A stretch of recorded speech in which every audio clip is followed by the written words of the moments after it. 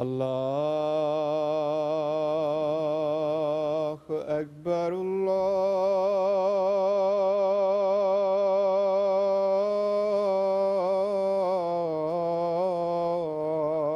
الله أكبر الله أكبر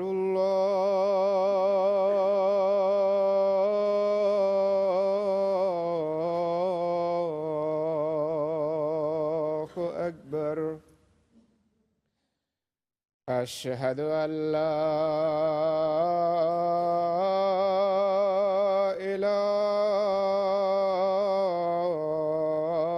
إله إلا الله. أشهد أن لا إله إلا الله. أشهد أن محمدًا رسول الله.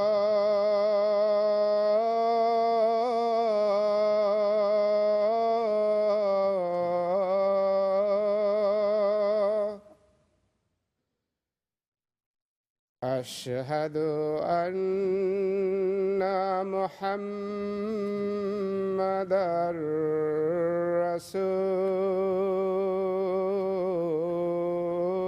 الله. حي على الصلاة.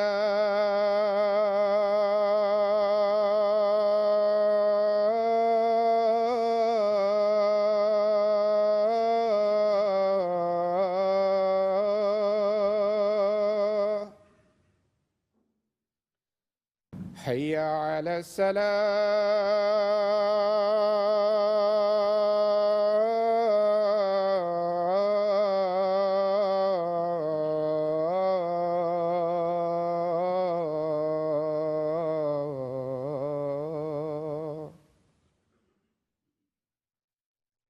حي على الفلاح.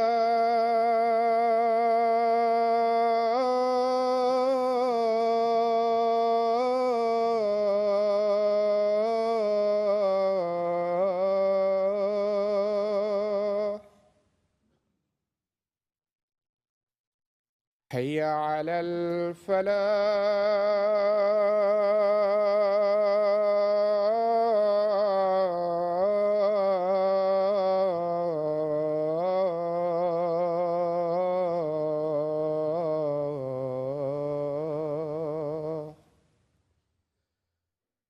الله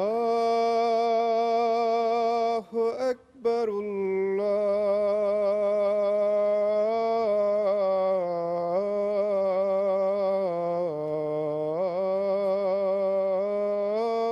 الله أكبر. لا إله إلا الله.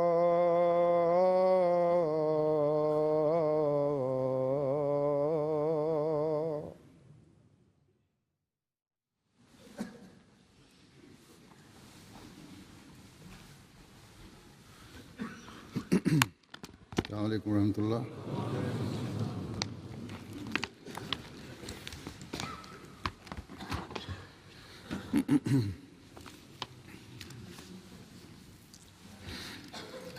أشهد أن لا إله إلا الله وحده لا شريك له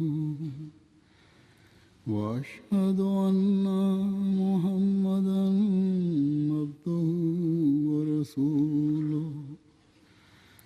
أما بعد فأعوذ بالله من الشيطان الرجيم. بسم الله الرحمن الرحيم. الحمد لله رب العالمين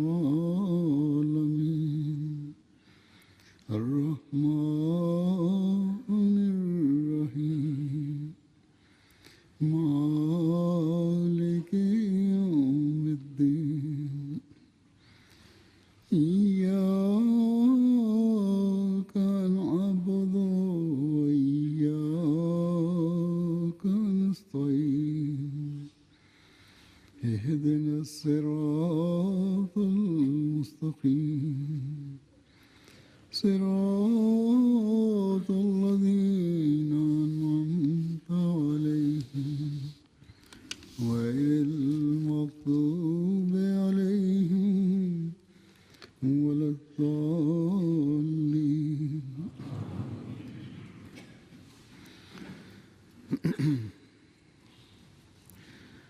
کچھ دن ہوئے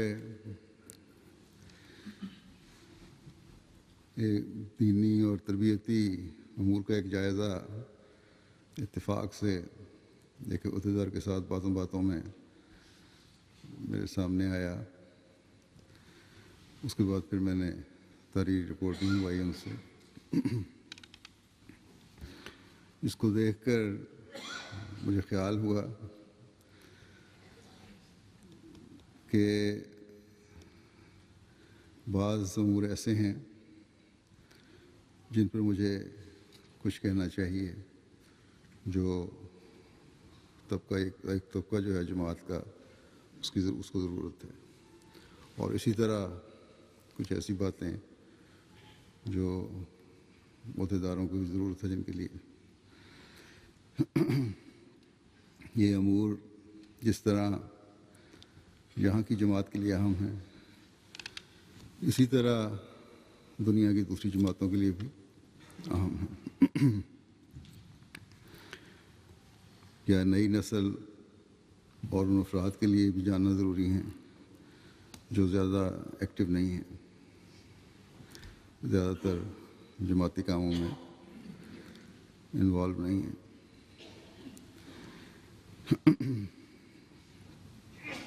یہ ایسے امور ہیں کہ جن کو عموماً کھول کر بیان نہیں کیا جاتا، یا مربیان اور عہدیداران افراد جماعت کے سامنے اس طرح آسن رنگ میں ذکر نہیں کرتے جس طرح ہونا چاہیے، جس کی وجہ سے بعض ذہنوں میں سوال اٹھتے ہیں، لیکن وہ سوال کرتے نہیں، خاص طور پر نوجوانوں میں، اس لیے کہ جماعتی ماحول یا ان کے عزیز رشتہ دار یا والدین ان سوالوں کو برا سمجھیں گے یا وہ کسی مشکل میں پڑ جائیں گے. حالانکہ چاہیے تو یہ کہ مربیان اور مبلغین سے سوال کر کے، یا عہدیداروں سے جو علم رکھتے ہیں ان سے سوال کر کے، یا اپنی ذیلی تنظیموں کے عہدیداروں سے سوال کر کے، خدام العمدی اور لجنہ سے تعلق رکھنے والے اور تعلق رکھنے والیاں اپنی اپنی متعلقہ ذیلی تنظیموں سے اتنے اس طرح تعلق ہونا چاہیے کہ سوال کر سکیں آسانی سے، تاکہ معلومات میں بھی اضافہ بھی کریں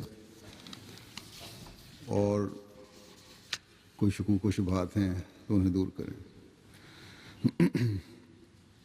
یا مجھے بھی لکھ سکتے ہیں، بعض لوگ مجھے لکھتے بھی ہیں دوسرے ملکوں سے، بعض دفعہ یہاں سے بھی، اور انتہائی ادب کے دائرے میں رہتے ہوئے لکھتے ہیں، تو ان کے سوالوں کے جواب دیے بھی جاتے ہیں. بہرحال یہ بات بھی سامنے آئی کہ بعض عہدیدار بھی اپنے فرائض اور دائرہ کار کے بارے میں تفصیل نہیں جانتے اور اپنی ذمہ داریوں کو کما حق ادا نہیں کرتے. جو باتیں میں بیان کرنے لگا ہوں اس میں ایک پہلو تو عقیدے اور اس کے بارے میں علم سے تعلق رکھتا ہے، کیونکہ ہمیں علم ہونا چاہیے کہ ہم کیوں کسی عقیدے پر قائم ہیں، اور اسی طرح بعض باتیں جو ہمیں کرنے کے لیے کہا جاتا ہے، جن کی طرف توجہ دلائی جاتی ہے، ان کے بارے میں بھی علم ہو کہ کیوں ہمیں کہا جاتا ہے اور کیوں یہ ایک احمدی مسلمان کے لیے ضروری ہے. مثلاً مالی قربانی ہے، اس بارے میں لوگ تفصیل جاننا چاہتے ہیں. دوسرے اس تعلق میں عہدیداران کی بعض انتظامی ذمہ داریاں ہیں، ان کو کس طرح نبھانا ہے اور کس حد تک اختیارات ہیں. تو بہرحال مختصراً اس تعلق میں ان دو باتوں کی طرف میں توجہ دلاؤں گا. پہلی بات تو یہ ہے جو عقیدے سے تعلق رکھتی ہے، اور ایک احمدی کے لیے اس کا جاننا ضروری ہے. عموماً اس کا بیان تو ہوتا بھی رہتا ہے، لیکن اس توجہ سے نہیں ہوتا یا اس بات کو مدنظر رکھتے ہوئے نہیں ہوتا کہ ہمارے اپنے لوگوں کی بھی تربیت کی ضرورت ہے. عام طور پہ یہ سمجھ لیا جاتا ہے کہ ایک پیدائشی احمدی ہے تو اسے علم ہے کہ حضرت مسیح موعود علیہ السلام کی بعثت کی غرض کیا ہے اور آپ کو ماننا کیوں ضروری ہے. نئے آنے والوں کو تو اس کا اچھی طرح علم ہوتا ہے، پڑھ کر تحقیق کر کے آتے ہیں. لیکن جو جیسا کہ میں نے کہا اتنے زیادہ ایکٹیو نہیں ہیں، اجتماعات پر نہیں آتے، جلسوں پر بھی نہیں باز آتے، اور ہر ملک میں ایسے لوگ موجود ہیں. ایک چاہے تھوڑی تعداد ہو، ایک تعداد ہے جس کی طرف ہمیں فکر سے توجہ دینی چاہیے. اور اس کے لیے خدام الاحمدیہ اور لجنہ معلّہ کی تنظیموں کو بھی اپنے پروگرام بنا کر اس پر کام کرنے کی زیادہ ضرورت ہے. اسی طرح جماعتی نظام بھی ایسے لوگوں کو دھتکارنے کے بجائے یا یہ کہنے کے بجائے کہ ان کی اصلاح نہیں ہو سکتی، انہیں قریب لانے کی کوشش کرے، سوائے اس کے ان کے جو کھل کر کہہ دیتے ہیں کہ میرا تمہارے سے کوئی تعلق نہیں ہے. لیکن ایسے لوگوں کے بارے میں معلومات بھی جو جماعت کا نظام ہے، مین جماعتی نظام، مین سٹریم، اس کو چاہیے کہ ذیلی تنظیموں کو ان لوگوں کی معلومات دے دیں، کیونکہ بعض بڑی عمر کے عہدیداران کے سخت رویے کی وجہ سے بھی لوگ ایسے جواب دے دیتے ہیں. ذیلی تنظیمیں ان کے ہم عمر یا کچھ حد تک ہم مزاج لوگوں کے ذریعے سے ان کی اصلاح کی طرف توجہ دے سکتی ہیں. اور جہاں یہ طریقہ اپنایا گیا ہے وہاں اللہ تعالیٰ کے فضل سے کامیابی بھی ہوئی ہے. بعض جگہ بعض سیکٹریانی تربیت ایسے بھی ہیں جنہوں نے تربیت کے لیے ایسے لوگوں کی نفسیات کو سامنے رکھتے ہوئے پروگرام بنائے، اور اس کا اچھا اور بڑا خاطر خواہ اثر ہوا. بڑی اچھی رسپانس ملی ان لوگوں سے. تو بہرحال کوشش یہ ہونی چاہیے کہ ہم نے حد الوسع ہر احمدی کو ضائع ہونے سے بچانا ہے. یہ ہر عہدیدار کی ذمہ داری ہے، ہر مربی کی ذمہ داری ہے، اور ہر سطح پر ذیلی تنظیموں اور جماعتی نظام کی ذمہ داری ہے. اس اصولی بات کے بعد جو پہلی بات میں کرنا چاہتا ہوں وہ جیسا کہ میں نے کہا، ہر احمدی کو پتہ ہونا چاہیے کہ حضرت مسیح موعود علیہ السلام کی بعثت کی غرض کیا ہے، اور یہ کہ آپ کو ماننا کیوں ضروری ہے. اس کے لیے میں نے یہی مناسب سمجھا کہ حضرت مسیح موعود علیہ السلام کے الفاظ میں ہی یہ بیان کروں. آپ علیہ السلام فرماتے ہیں کہ مجھے بھیجا گیا ہے تاکہ میں حضرت صلی اللہ علیہ وسلم کی کھوئی ہوئی عظمت کو پھر قائم کروں اور قرآن شریف کی سچائیوں کو دنیا کو دکھاؤں. اور یہ سب کام ہو رہا ہے، لیکن جن کی آنکھوں پر پٹی ہے وہ اس کو دیکھ نہیں سکتے، حالانکہ اب یہ سلسلہ سورج کی طرح روشن ہو گیا ہے، اور اس کی آیات و نشانات کے اس قدر لوگ گواہ ہیں کہ اگر ان کو ایک جگہ جمع کیا جائے تو ان کی تعداد اس قدر ہو کہ روئے زمین پر کسی بادشاہ کی بھی اتنی فوج نہیں ہے. فرمایا کہ اس قدر صورتیں اس سلسلہ کی سچائی کی موجود ہیں کہ ان سب کو بیان کرنا بھی آسان نہیں، چونکہ اسلام کی سخت توہین کی گئی تھی، اس لیے اللہ تعالیٰ نے اسی توہین کے لحاظ سے اس سلسلے کی عظمت کو دکھایا ہے۔ اور یہ صرف حضرت مسیح علیہ الصلوۃ والسلام کی زندگی کی بات نہیں ہے، بلکہ آپ جس طرح حضرت صلی اللہ علیہ وسلم کے مقام کے بارے میں اور قرآن شریف کی سچائی کو دنیا میں قائم کرنے کے بارے میں اپنے لٹریچر میں، اپنی کتب میں، اپنے ارشادات میں جس طرح روشنی ڈال گئے ہیں، وہ آج بھی حضرت صلی اللہ علیہ وسلم کی عظمت اور قرآن شریف کی سچائی کو دشمنوں پر ثابت کر رہا ہے۔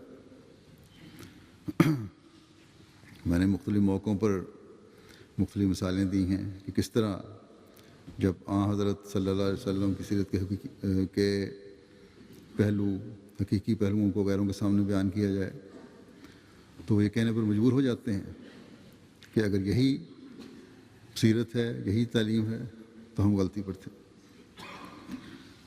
کینیڈا کے مخالف اسلام کی میں نے مثال دی تھی کچھ عرصہ ہوا اپنی کسی تقریر میں، جس نے ڈینش اخباروں کے کارٹون بھی شائع کیے تھے اپنے رسالے میں، اپنے اخبار میں۔ اس نے وہاں جب اس دفعہ دورے میں میری بات سنی ہے اور اسلام کی خوبصورت تعلیم کے بارے میں علم ہوا تو یہ اپنے اخبار میں لکھنے پر مجبور ہو گیا کہ امام جماعت احمدیہ کی بات سن کر مجھے حقیقت کا علم ہوا اور اپنی غلطی کا اعتراف کیا۔ اسی طرح گزشتہ خطبے میں نے بتایا تھا کہ امریکہ میں ایک بڑے سیاستدان نے جمعے کے حوالے سے غلط قسم کا پروگرام اپنے ریڈیو میں دیا یا باتیں کی، جس کو یہ پروگرام سننے والوں کی تعداد بھی بہت بڑی ہے، لاکھوں میں ہے۔ اس پر جمعے کی اہمیت اور حقیقت قرآن کریم کی روح سے کیا ہے، ہمارے ایک احمدی نوجوان نے اپنا آرٹیکل لکھا، ویب سائٹ پر دیا۔ پھر اس شخص کو لکھا گیا، یہ بڑا پولیٹیکل لیڈر ہے وہاں کا، مشہور آدمی ہے، کہ تم نے غلط کہا ہے، اب ہمیں بھی ریڈیو پہ وقت دو۔ چنانچہ اس نے وقت دیا، یہ بہرحال اس کی شرافت تھی۔ اور ہمارے ایک احمدی نوجوان نے اللہ تعالیٰ کے فضل سے اس ریڈیو پر جمعہ اور اس کے حوالے سے قرآن کے تقدس کے بارے میں بات کی، تو اس نے یہ تسلیم کیا کہ میری غلطی تھی اور اس پروگرام کو بھی لاکھوں افراد نے سنا۔ اور یہ بھی سب اعتراف کرتے ہیں کہ جماعت احمدیہ کے ذریعے سے ہی ہمیں حقیقی اسلامی تعلیم کا پتہ چلتا ہے۔ بس یہ سب کچھ حضرت مسیح علیہ الصلوۃ والسلام نے جو ہمیں بتایا، ہمیں حقیقت سے آشکار کیا، اسی وجہ سے ہے کہ آپ کو اللہ تعالیٰ نے اس مقصد کے لیے بھیجا تھا کہ آپ حضرت صلی اللہ علیہ وسلم کا مقام دنیا پر روشن کریں، قرآن کریم کی حقیقت کو، تعلیم کو، حقیقت کو آشکار کریں۔ بس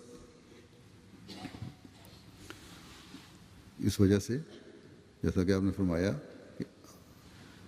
کہ اسلام کی عظمت اور قرآن کریم کی عظمت اور حضرت صلی اللہ علیہ وسلم کی عظمت اور وقار دنیا میں دوبارہ آپ کے ذریعے سے قائم ہو رہا ہے۔ بس کوئی وجہ نہیں کہ ہم کسی بھی وجہ سے کسی احساس کمتری کا شکار ہوں، اور نوجوانوں کو اس بارے میں حوصلہ رکھنا چاہیے۔ جہاں جہاں بھی نوجوان ایکٹیو ہیں، اللہ کے فضل سے مخالفین کا منہ بند کر رہے ہیں۔ پھر ہم میں سے ہر ایک کو یہ بھی پتہ ہونا چاہیے کہ حضرت مسیح علیہ الصلوۃ والسلام کو ماننا کیوں ضروری ہے۔ 13-14 سال کے بچے بھی یہ سوال کرتے ہیں اور والدین کو صحیح طرح جواب نہیں دیتے۔ اس بارے میں پھر میں حضرت مسیح علیہ الصلوۃ والسلام کے الفاظ میں بیان کر دیتا ہوں۔ یہ تفصیلی ایک ارشاد ہے، اس کو ذیلی تنظیمیں بعد میں اس کے حصے بنا کر سمجھانے کے لیے استعمال کر سکتے ہیں اور اس سے مزید رہنمائی بھی لے سکتے ہیں۔ ایک موقع پر بعض مولویوں نے آپ سے سوال کیا کہ ہم اب نمازیں بھی پڑھتے ہیں، روزے بھی رکھتے ہیں، قرآن اور رسول صلی اللہ علیہ وسلم پر ایمان بھی لاتے ہیں تو پھر ہمیں آپ کو ماننے کی کیا ضرورت ہے؟ تو آپ نے فرمایا کہ دیکھو، جس طرح جو شخص اللہ اور اس کے رسول اور کتاب کو ماننے کا دعویٰ کر کے اس کے احکام کی تفصیلات مثلا نماز، روزہ، حج، زکوٰۃ، تقوی، طہارت کو بجا نہ لاوے اور ان احکام کو جو تزکیہ نفس، ترک شر اور حصول خیر کے متعلق نافذ ہوئے ہیں چھوڑ دے، وہ مسلمان کہلانے کا مستحق نہیں ہے۔ مسلمان کا دعویٰ کرے لیکن یہ نیکیاں ساری نہ بجا لائے، برائیوں کو نہ چھوڑے، نیکیوں کو اختیار نہ کرے، تو فرمایا کہ مسلمان کہلانے کا مستحق نہیں ہے، اور اس پر ایمان کے زیور سے آراستہ ہونے کا اطلاق صادق نہیں آتا۔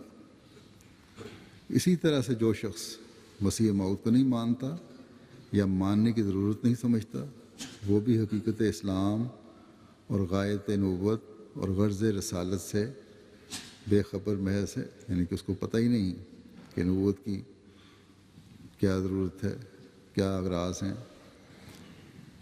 اور وہ اس بات کا حقدار نہیں ہے کہ اس کو سچا مسلمان، خدا اور اس کے رسول کا سچا تابع دار اور فرما بردار کہہ سکیں، کیونکہ جس طرح سے اللہ تعالیٰ نے حضرت صلی اللہ علیہ وسلم کے ذریعے سے قرآن شریف میں احکام دیے ہیں، اسی طرح سے آخری زمانے میں ایک آخری خلیفہ کے آنے کی پیشگوئی بھی بڑے زور سے بیان فرمائی ہے، اور اس کے نام ماننے والے اور اس سے انحراف کرنے والوں کا نام فاسق رکھا ہے۔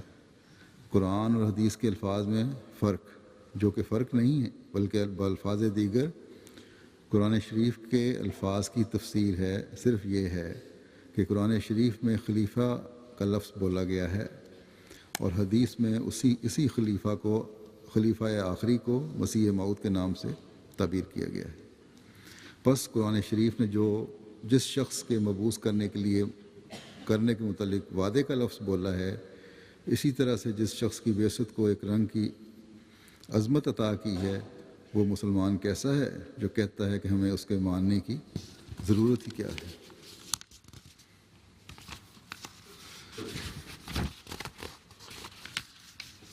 فرمایا کہ خلفاء کے آنے کو اللہ تعالیٰ نے قیامت تک لمبا کیا ہے، اور اسلام میں یہ ایک شرف اور خصوصیت ہے کہ اس کی تائید اور تجدید کے واسطے ہر صدی پر مجدد آتے رہے اور آتے رہیں گے۔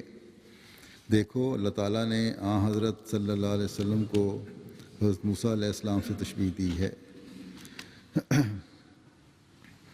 یہاں مجدد کے بارے میں پھر غلطی بعض دفعہ لوگ کھا جاتے ہیں کہ اگر آتے رہیں گے تو کون ہوں گے؟ خلفاء ہی مجدد ہوں گے۔ اس بارے میں بھی ایک تفصیلی خطبہ میں پہلے دے چکا ہوں، اس سے بھی نوٹس لیے جا سکتے ہیں۔ حضرت مسیح علیہ السلام بڑی وضاحت سے بیان بھی فرما چکے ہیں، جماعت کے لٹریچر میں بھی موجود ہے یہ سب کچھ۔ فرمایا دیکھو، اللہ تعالیٰ نے حضرت صلی اللہ علیہ وسلم کو حضرت موسیٰ علیہ السلام سے تشبیہ دی ہے، جیسا کہ کما کے لفظ سے ثابت ہوتا ہے۔ شریعت موسوی کے آخری خلیفہ حضرت عیسیٰ تھے، جیسا کہ خود وہ فرماتے ہیں کہ میں آخری اینٹ ہوں۔ اسی طرح شریعت محمدی میں بھی اس کی خدمت اور تجدید کے واسطے ہمیشہ خلفاء آئے اور قیامت تک آتے رہیں گے، اور اسی طرح سے آخری خلیفہ کا نام بلحاظ مشابہت اور بلحاظ مفوضہ خدمت کے مسیح موعود رکھا گیا۔ اور پھر یہی نہیں کہ معمولی طور سے اس کا ذکر ہی کر دیا ہو، بلکہ اس کے آنے کے نشانات تفصیلاً کل کتب سماوی میں بیان فرما دیے ہیں، بائبل میں، انجیل میں، احادیث میں، اور خود قرآن شریف میں اس کی آمد کی نشانیاں دی گئی ہیں، اور ساری قومیں یہودی، عیسائی اور مسلمان متفق طور سے اس کی آمد کے قائل اور منتظر ہیں۔ اس کا انکار کر دینا کس طرح سے اسلام ہو سکتا ہے؟ اور پھر جب کہ وہ ایک ایسا شخص ہے کہ اس کے واسطے آسمان پر بھی اللہ تعالیٰ نے اس کی تائید میں نشان ظاہر کیے اور زمین پر بھی معجزات دکھائے، اس کی تائید کے واسطے تعاون آیا، اور کسوف و خسوف اپنے مقررہ وقت پر بموجب پیشگوئی عین وقت پر ظاہر ہو گیا، تو کیا ایسا شخص جس کی تائید کے واسطے آسمان نشان ظاہر کرے اور زمین الوقت کہے، وہ کوئی معمولی شخص ہو سکتا ہے کہ اس کا ماننا اور نہ ماننا برابر ہو، اور لوگ اسے نہ مان کر بھی مسلمان اور خدا کے پیارے بندے بنے رہیں؟ ہرگز نہیں۔ فرمایا یاد رکھو کہ موت کے آنے کی کل علامات پوری ہو گئی ہیں، طرح طرح کے مفاسد نے دنیا کو گندہ کر دیا ہے۔ مسلمان علماء اور اکثر اولیاء نے مسیح موت کے آنے کا یہی زمانہ لکھا ہے کہ وہ 14ویں صدی میں آئے گا۔ فرمایا اس قدر متفقہ شہادت کے بعد بھی جو کہ اولیاء اور اکثر علماء نے بیان کی، اگر کوئی شبہ رکھتا ہو تو اسے چاہیے کہ قرآن شریف میں تدبر کرے اور سورۃ النور کو غور سے مطالعہ کرے۔ دیکھو جس طرح حضرت موسیٰ سے 1400 برس بعد حضرت عیسیٰ آئے تھے، اسی طرح یہاں بھی حضرت صلی اللہ علیہ وسلم کے بعد 14ویں صدی ہی میں مسیح موعود آیا ہے، اور جس طرح حضرت عیسیٰ اور سلسلہ موسوی کے خاتم الخلفاء تھے، اسی طرح ادھر بھی مسیح موعود خاتم الخلفاء ہوگا، یعنی خاتم الخلفاء۔ آپ نے فرمایا کہ میں آئندہ 1000 سال کا خلیفہ ہوں، اور جو بھی اب آئے گا آپ کی مطابقت نہیں آئے گا۔ بس جن پیشگوئیوں کے مطابق جو قرآن کریم اور حدیث میں واضح ہیں، مسیح موعود نے 14ویں صدی میں آنا تھا، وہ حضرت مرزا غلام احمد قادیانی علیہ السلام ہی ہیں۔ بس ہر احمدی کو چاہیے کہ آپ کی کتب کو پڑھے۔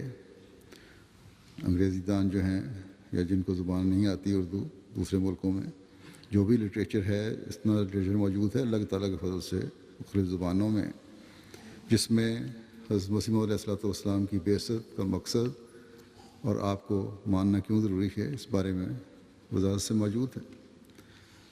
اپنے عقیدے کو مضبوط اور پختہ کرنے کی ہر ایک کو ضرورت ہے۔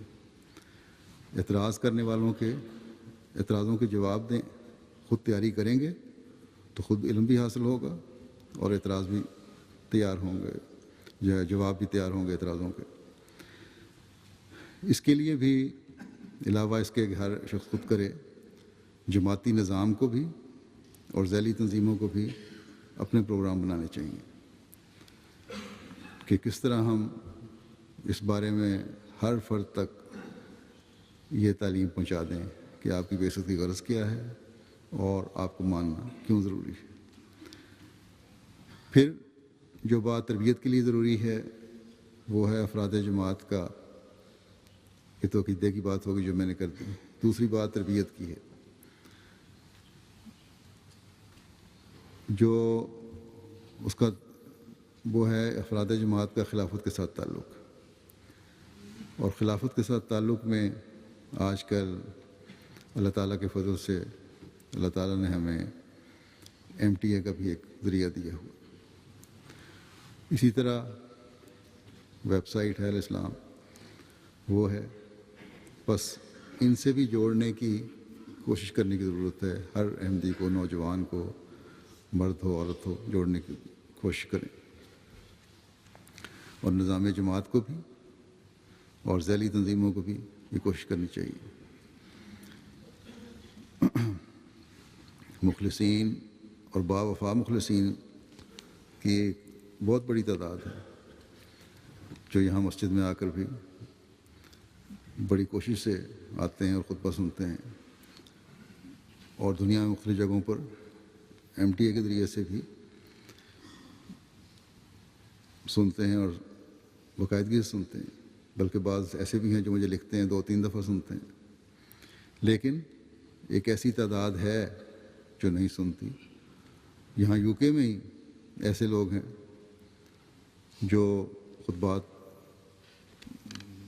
نہیں سنتے اور نہ ہی دوسرے پروگرام دیکھتے ہیں، بلکہ وہ بعض پروگراموں میں شامل بھی نہیں ہوتے۔ ایک جماعت میں کافی تعداد میں لوگوں نے خلاف تعلیم سلسلہ بعض حرکتیں کی، جس کی وجہ سے مجبوراً ان پر کچھ پابندیاں عائد کی گئیں۔ جب تحقیق کی مزید تو پتہ چلا کہ ان میں سے اکثریت نے ایسے ہیں، اکثریت ایسی ہے جو خطبات نہیں سنتے، یا جن کا جماعت میں زیادہ تر ایکٹیولی آنا جانا نہیں ہے، نہ جماعتی پروگراموں میں شامل ہوتے ہیں۔ لیکن جماعت کے ساتھ تعلق کیونکہ ان کے خون میں تھا، تو اس لیے جب ان کو پابندیاں لگیں، ان کو سزا دی گئی تھوڑی سی، تو پریشان بھی ہو گئے اور انتہائی فکر اور درد سے معافی کے خط بھی لکھنے لگ گئے مجھے بعض مجھے ملے بھی تو اس وقت روتے بھی تھے. اگر وہ دنیا داری صرف ہوتے تو یہ حالت نہ ہوتی. بس ایسے بھی ہیں جو دنیا کے کاروباروں کی وجہ سے لاپرواہ ہو جاتے ہیں، اور جب انہیں توجہ دلائی جاتی ہے تو پھر شرمندگی کا احساس بھی ہوتا ہے انہیں، اور توبہ و استغفار بھی کرتے ہیں، اور آئندہ سے جماعت سے اپنے تعلق کو مضبوط کرنے کی کوشش بھی کرتے ہیں. بس یہ یاد دہانی کروانا اور نگرانی رکھنا، یہ بھی جماعتی نظام، جو مین جماعتی نظام ہے، سیکریٹریان اور مبلغین اور ذیلی تنظیمیں، سب کا کام ہے.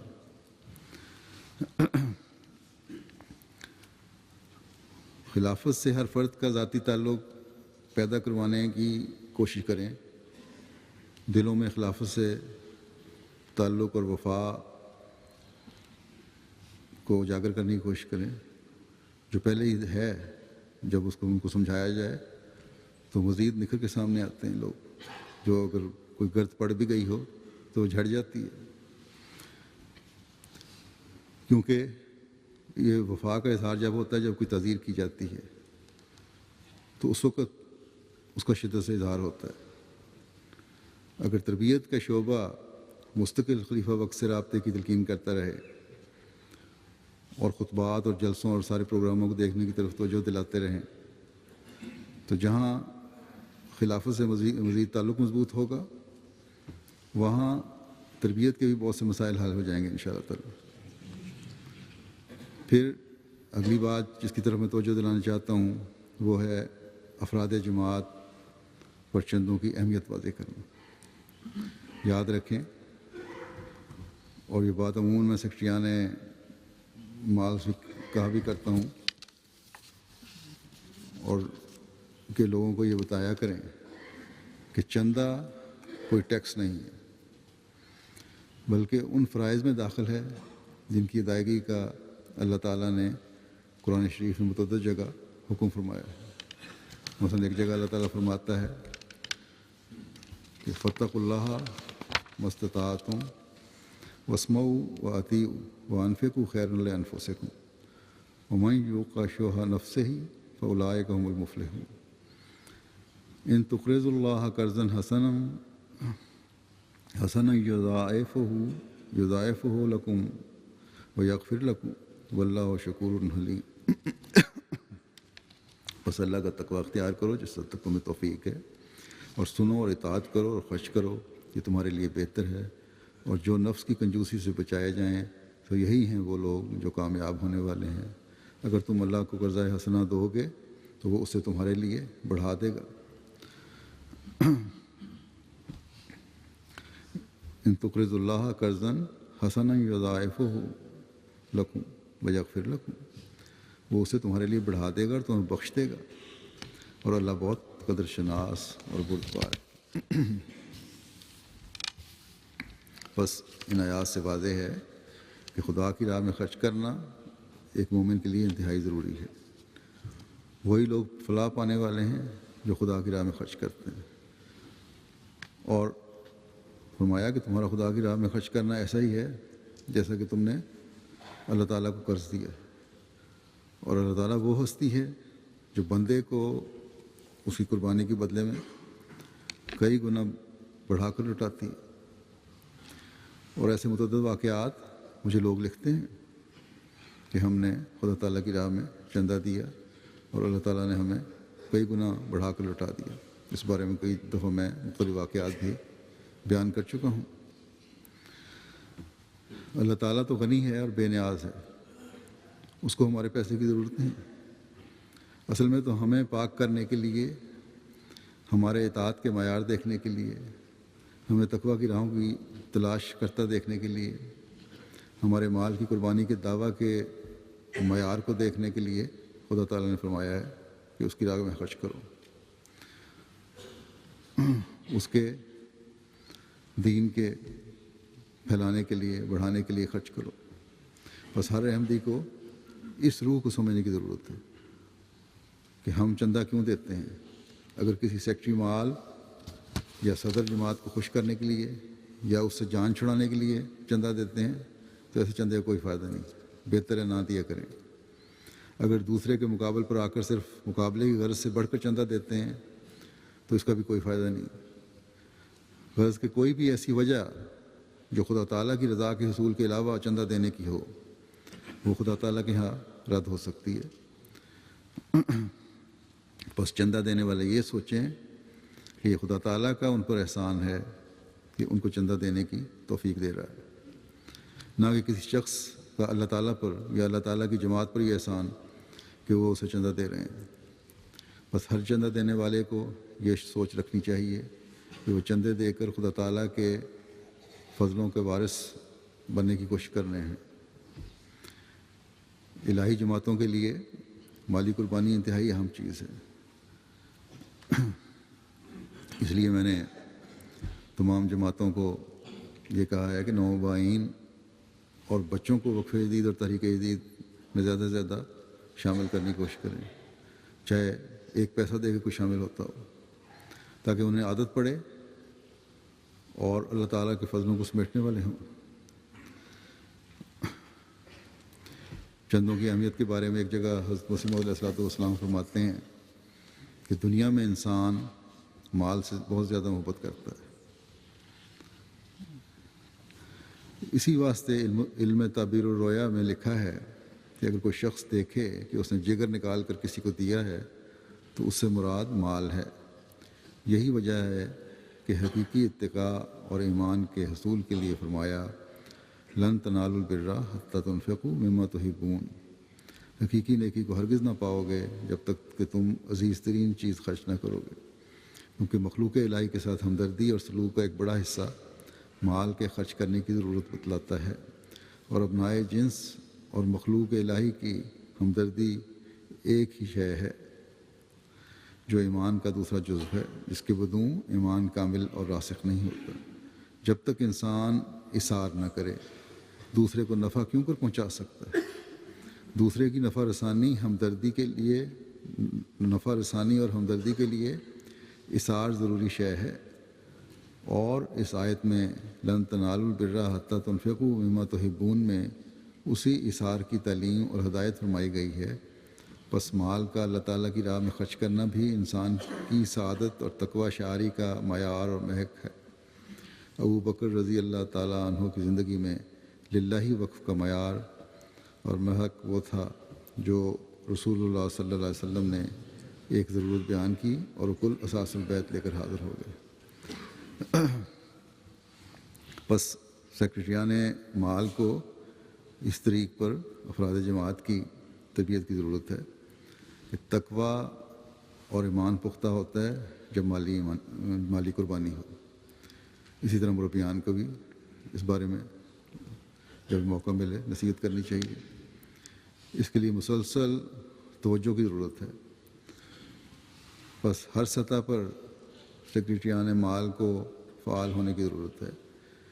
سیکرٹریان مال کا کام ہے کہ اپنی ذمہ داری نبھائیں اور ہر فرد تک ان کی ذاتی اپروچ ہو۔ یہ نہیں کہ ذیلی تنظیموں کو سپورٹ کر دیا جائے کہ ذیلی تنظیمیں سے مدد کریں۔ ذیلی تنظیمیں صرف اس حد تک مدد کریں گی وہ اپنے ممبران کو تلقین کریں۔ اس سے زیادہ سیکرٹریان کی مال کی مدد ذیلی تنظیموں کا کام نہیں ہے۔ ذیلی تنظیمیں اپنے ممبران کو توجہ دلا سکتی ہیں کہ سیکرٹریان مال سے تعاون کریں اور چندے کی روح کو سمجھیں۔ بہرحال چندے کی روح کو سمجھانا تو ذیلی تنظیموں کا کام ہے، لیکن سیکرٹریان مال اس بات سے بری ذمہ نہیں ہو جاتے کہ ہم نے ذیلی تنظیموں کو کہا تو انہوں نے ہماری مدد نہیں کی۔ یہ ذمہ داری ان کی ہے اور انہیں کو نبھانی پڑے گی۔ سیکرٹریان مال کا کام ہے کہ ہر مقامی سطح پر ہر گھر تک پہنچنے کی کوشش کریں۔ اب تو بڑے وسائل ہیں، فون ہیں، دوسرے ذریعے ہیں، سواریاں ہیں، یہاں تو یورپ میں اور بھی زیادہ۔ پاکستان میں ایسے سیکرٹریان مال بھی تھے جو دن کو اپنا کام کرتے تھے اور رات کو پھر شام کے وقت کام سے ختم ہو کے شام تک گھروں میں پھرتے تھے۔ بڑے شہر ہیں، کراچی ہے، لاہور ہے، سائیکل پہ سوار ہیں، ایک جگہ سے دوسری جگہ جا رہے ہیں اور نصیحت کر رہے ہیں، اس پر توجہ دلا رہے ہیں۔ تو یہاں تو اب بہت ساری سہولتیں آپ کو میسر ہیں، اور پھر بھی کام نہیں کرتے، بلکہ بعض شرکیان مال کی شکایات مجھے یہاں بھی پہنچی ہیں کہ ان کے اپنے چندے معیاری نہیں ہیں۔ اگر اپنے چندے معیاری نہیں ہوں گے تو دوسرے کو کیا تلقین کر سکتے ہیں؟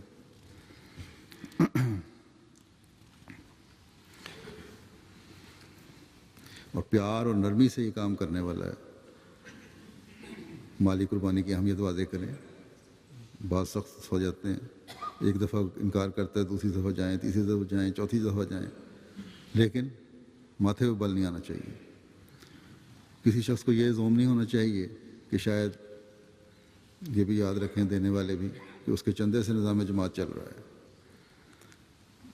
اور اس لیے سیکرٹری مال بار بار اس کے پاس آتا ہے۔ یہ حضرت مسیح علیہ الصلوۃ والسلام سے اللہ تعالیٰ کا وعدہ ہے کہ کبھی مالی تنگی نہیں آئے گی اور کام چلتے رہیں گے انشاءاللہ تعالیٰ۔ ہاں، آپ کو فکر تھی تو اس بات کی تھی کہ مال کا خرچ جو ہے وہ صحیح رنگ میں ہوتا ہے کہ نہیں۔ اللہ تعالیٰ کے فضل سے یہ کوشش کی جاتی ہے کہ خرچ حد الوسع صحیح طریقے پر ہو۔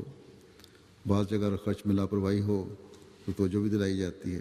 آڈٹ کا نظام بھی اس لیے قائم ہے جماعت میں، اور یہ پھر امیر جماعت کی بھی ذمہ داری ہے کہ اخراجات پر گہری نظر رکھے۔ یہ نہیں کہ جو بل آیا اس کو پاس کر دینا ضرور۔ آڈٹ کے نظام کو فعال کرے، اور اس طرح فعال کرے کہ آڈیٹر کو آزادی ہو کہ جس طرح وہ کام کرنا چاہتا ہے اپنی مرضی سے کرے، اس کو پورے اختیار دیے جائیں۔ خرچ کے بارے میں بتا دوں کہ ایم ٹی اے کا ایک بہت بڑا خرچ ہے، اور اس کے لیے بھی علیحدہ تحریک بھی کی جاتی ہے، تربیت کے لحاظ کے لیے، ایم ٹی اے کے لیے۔ کہو کہ جب اخراجات اتنے زیادہ ہو چکے ہیں کہ ساری دنیا میں ایم ٹی اے کے لیے ہمارے 4-5 سیٹلائٹ کام کر رہے ہیں، کہ صرف اتنی رقم سے تو ایم ٹی اے کا خرچ نہیں چل سکتے۔ باقی جو مجموعی بجٹ ہے جماعت کا، اس میں سے بھی رقم خرچ کی جاتی ہے۔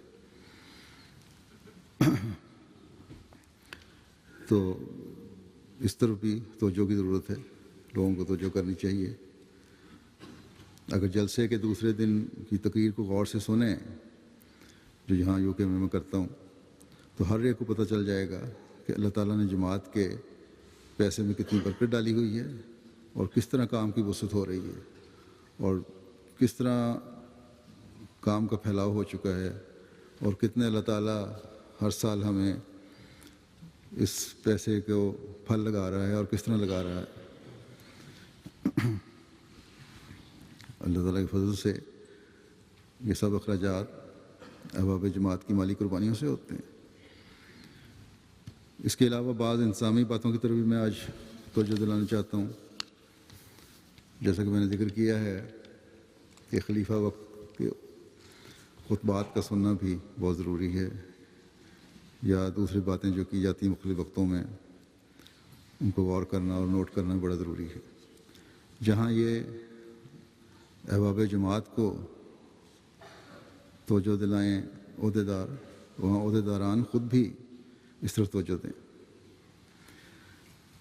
امیر جماعت کا خاص طور پر یہ کام ہے کہ خطبات میں اگر کوئی ہدایت دی گئی ہے اور اگر کوئی تربیت کا پہلو ہے تو فوراً اسے نوٹ کریں اور صدران جماعت کو سرکول کریں، اور پھر باقاعدگی سے اس کی نگرانی ہو کہ کس حد تک اس پر عمل ہو رہا ہے۔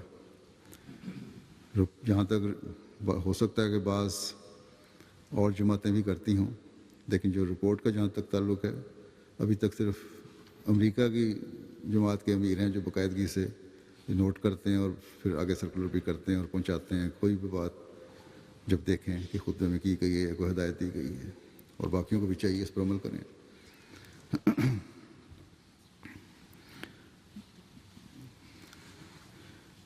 یو کے تو ایک چھوٹا سا ملک ہے، اگر یہاں صحیح رنگ میں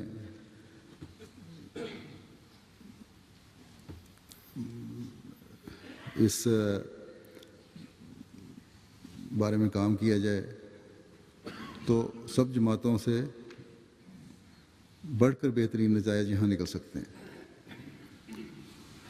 اس کے علاوہ مرکز سے یا میری طرف سے مختلف ہدایات جو جاتی ہیں وہ بھی آپ کا کام ہے کہ فوری طور پر جماعتوں کو پہنچائی جائیں اور پھر اس کا فالو اپ بھی کیا جائے، فیڈ بیک بھی لی جائے۔ اسی طرح نیشنل امیر جماعت ریجنل امیر بنا کر صرف اس بات پر نہ بیٹھ جائیں کہ ریجنل امیر کام کر رہے ہیں اور تمام کام کا انحصار صرف انہی پر ہو، یہ نہیں ہونا چاہیے، یہ صحیح طریق نہیں ہے۔ اس سے جو اب تک میرے نظر میں بات آئی ہے کہ ملکی مرکز اور جماعتوں میں دوری پیدا ہو رہی ہے، بلکہ یہ احساس پیدا ہو رہا ہے کہ ہم مرکز تک براہ راست نہیں پہنچ سکتے، یعنی ملکی مرکز تک۔ یہ احساس بھی ختم کرنے کی ضرورت ہے۔ اس لیے یہاں بھی اور دوسری جگہ بھی امیر جماعت اس بات کی پابندی کریں کہ سال میں 2 مرتبہ کم از کم صدران کے ساتھ میٹنگ ہو اور کام اور ترقی کی رفتار کا جائزہ لیا جائے، اور جو صدران باوجود توجہ دلانے کا کام نہیں کرتے ان کی رپورٹ مجھے بھجوائیں۔ اسی طرح سیکرٹریان مال، سیکرٹریان تربیت، سیکرٹریان تبلیغ یہ بھی ہیں، اگر 2 نہیں تو کم از کم 1 میٹنگ ان کے ساتھ ضرور ہونی چاہیے سال میں، اور کاموں کا جائزہ لیں۔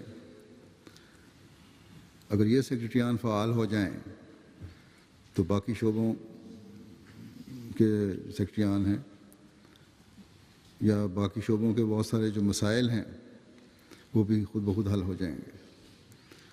بس آج سے نیشنل امیر اپنے پروگرام بنائیں کہ ہر جماعت تک انہوں نے کس طرح پہنچ کر جماعتی نظام کو فعال کرنا ہے۔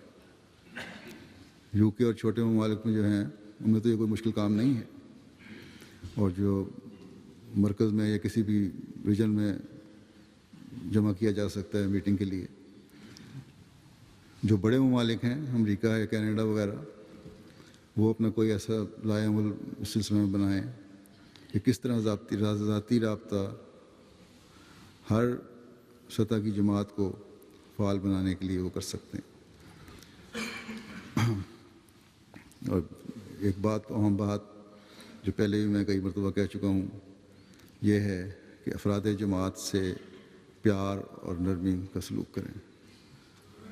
یو کے شورا پر جو میں نے باتیں کی تھیں، یو کے شورا کو جو مختصر خطاب تھا، وہ ہر عہدیدار تک پہنچنا چاہیے، اور تفصیل اس بارے میں انتظام کرے، ہر جگہ پہنچا دیں گے۔ انتظامی امور میں ایک بات اور یہ کہنی چاہتا ہوں کہ عہدیدار اپنے اپنے شعبہ کے قواعد کے بارے میں ضرور پڑھیں۔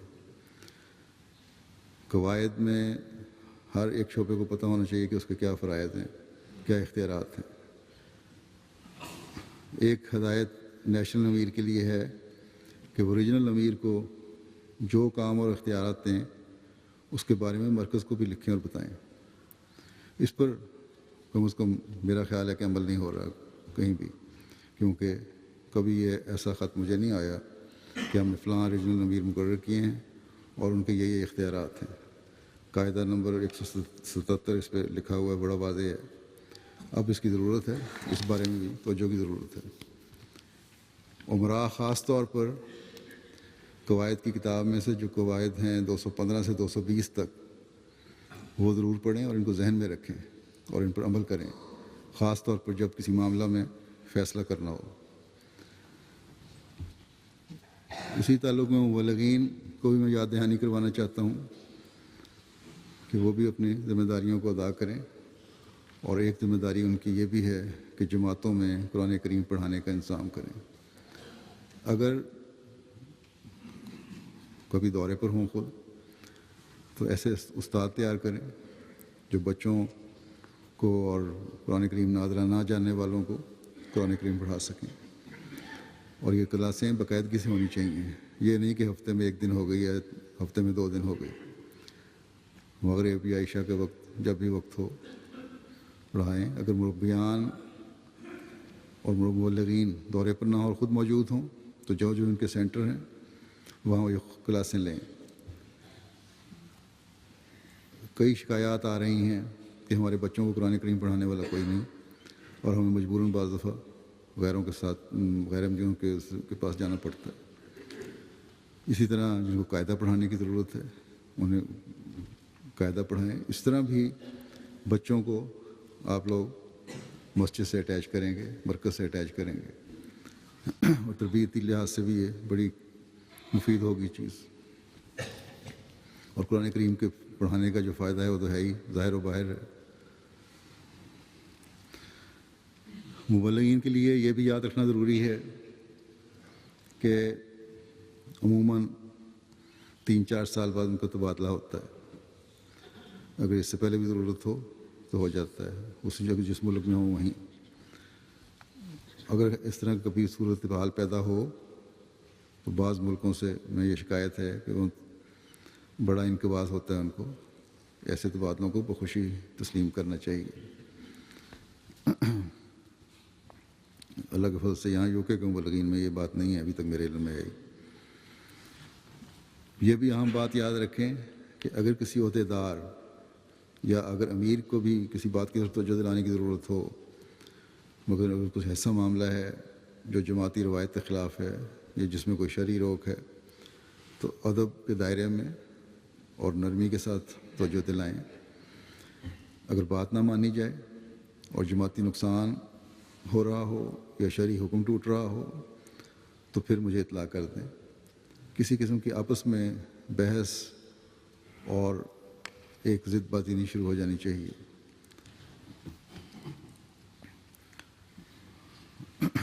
کیونکہ یہ پھر نظام جماعت کو تفرقہ ڈالنے کا موجب بنتی ہے۔ بے شک میں نے ایک دفعہ کہا تھا کہ مربیان امراء کو توجہ دلا سکتے ہیں دینی مسائل میں، لیکن اس کے لیے اس قاعدے کی پابندی کرنی ضروری ہے، یا ایسے اخلاق کی پابندی کرنی بھی ضروری ہے کہ آسن طریق پر اور بغیر کسی ایسے ماحول پیدا کیے جس سے جماعتی نظام متاثر ہو رہا ہو، یہ نصیحت کی جائے۔ اللہ تعالیٰ ہم سب کو حقیقی احمدی بننے اور اپنی ذمہ داریاں نبھانے کی توفیق عطا فرمائے۔ ابھی نماز جمعہ کے بعد میں ایک جنازہ غائب بھی پڑھاؤں گا جو عزیزہ دانیہ خان کا ہے، جو آصف خان صاحب سیکرٹری امور خارجہ کینیڈا کی اہلیہ تھیں۔ 6 اگست 2013 کو 38 سال کی عمر میں وفات پا گئیں۔ انا للہ و انا الیہ راجعون۔ یہ لبنانی نژاد کینیڈین خاتون سے تھیں۔ 1998 میں انہوں نے احمدیت قبول کی۔ بڑی فعال داعی اللہ تھیں، تبلیغ کا بڑا شوق تھا۔ نیشنل سیکرٹری تبلیغ لجنہ معاہدہ کینیڈا کے علاوہ مختلف حیثیتوں سے لوکل اور نیشنل لیول پر جماعتی خدمت کی توفیق ملی ان کو۔ MTA کینیڈا کی مستقل ممبر تھیں۔ میڈیا پر بھی اسلام اور احمدیت کا پیغام پہنچانے کے لیے ہمیشہ مستعد رہتی تھیں۔ اس کے مقصد کے لیے آپ نے کینیڈا کے طول و عرض کے علاوہ امریکہ کا سفر بھی اختیار کیا۔ اپنا موقف ہر فورم پر بڑی خوبصورتی اور نہایت مؤثر انداز میں پیش کیا کرتی تھیں۔ پیشے کے لحاظ سے ایک ٹیچر تھیں اور ابھی حال ہی میں ان کی تقرری وائس پرنسپل کے طور پر بھی ہوئی تھی۔ طلباء میں انسانی قدریں پیدا کرنے کے لیے ہمیشہ کوشاں رہتی تھیں۔ ٹیچر کی حیثیت سے کئی ایوارڈ حاصل کیے۔ خلافت کے ساتھ ان کا بڑا محبت اور وفا کا تعلق تھا۔ ہر تحریک پر لبیک کہنے والی تھیں۔ پردہ کی پابند اور خدمت خلق کے جذبے سرشار۔ اپنے اعضاء بھی انہوں نے ان کے وفات کے بعد ڈونیٹ کیے تھے، کرنے کا وصیت کی ہوئی تھی۔ اور غریبوں کی بڑی ہمدرد، بیوی بھی مثالی، ماں بھی مثالی، ہر رشتے کو خوبصورتی سے نبھانے والی۔ پاکستانی سے شادی ہوئی تھی لیکن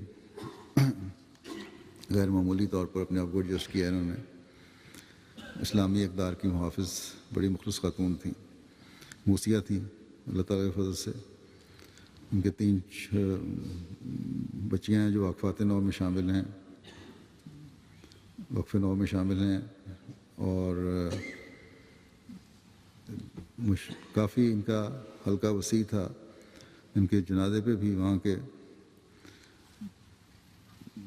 خاتون وزیر اعلیٰ جو ہے صوبے کی، وہ بھی ان کے جنازے پہ آئی ہوئی تھیں، ممبران پارلیمنٹ آئے ہوئے تھے، ممبر، کونسلر، اسکول کے اساتذہ، طلباء، بڑی کثیر تعداد تھی غیروں کی بھی، بڑی مشہور تھیں اور ہر دل لذیذ، چھوٹے بڑے ہر ایک سے میں نے ان کی تعریف سنی ہے۔ اللہ تعالیٰ ان کی مغفرت فرمائے، درجات بلند فرمائے، اور ان کی بچیوں کو بھی صبر اور حوصلہ عطا فرمائے، اور خامد کو بھی۔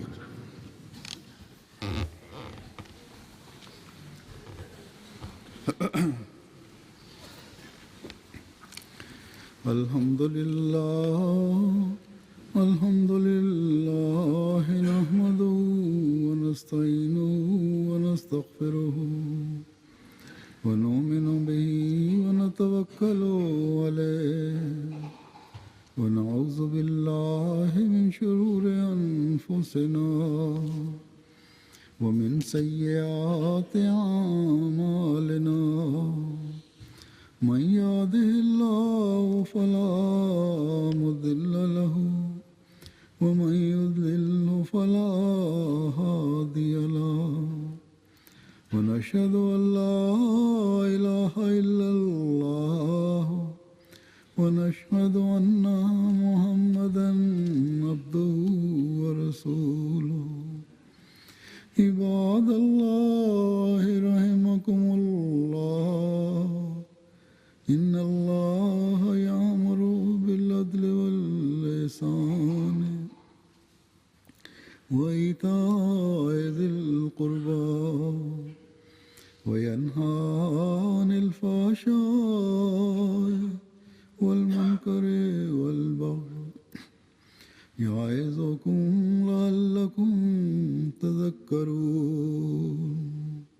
اذكروا الله يذكركم وادعوه يستجب لكم، ولذكر الله أكبر۔